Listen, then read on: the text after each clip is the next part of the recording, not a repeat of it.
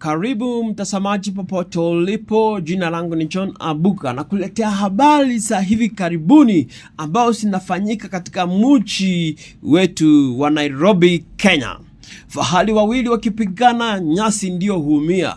Leo hii ikiwa ni siku ya Jumatatu tarehe 18 asubuhi mapema, kutoka kaunti ya Machakos hadi mchini Nairobi, barabara kuu ya Mombasa kuelekea katikati ya mji, hakuna magari ya abiria yanayobeba wasafiri. Huduma ya usafiri imesitishwa katika sehemu nyingi nchini, hasa katika miji mikuu kufuatia ongezeko kubwa la bei ya mafuta. Tumetembea kutoka eneo la Kocha roundabout kuelekea River Road. Hakuna magari ya abiria yanayoonekana barabarani. Tilu magari yameegeshwa pembeni, huku madereva wakisubiri hatima ya hali yao ilivyo. Katika barabara ya Rutuli Avenue bado hakuna huduma ya usafiri inayotolewa. Tumepiga kambi katika Ronald Ngara Street. Mambo ni yale yale, hakuna magari ya kubeba abiria yanayoendelea na shughuli zake za kawaida. Hatimaye tumefika katika barabara ya Mfangano Street ambapo magari ya Super Metro leo hii yamesitisha shughuli zote za usafiri.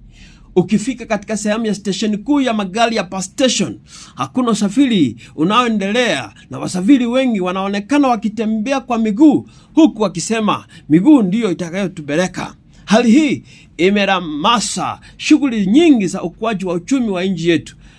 Wafanyabiashara, wanafunzi na wafanyikazi wameathirika pakubwa kutokana na kusimamishwa kwa huduma hii ya usafiri.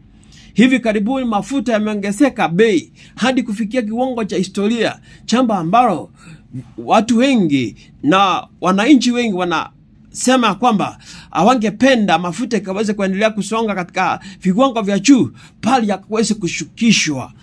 Asanteni, jina langu ni John Abuga kutoka hapa Kenya One Media TV.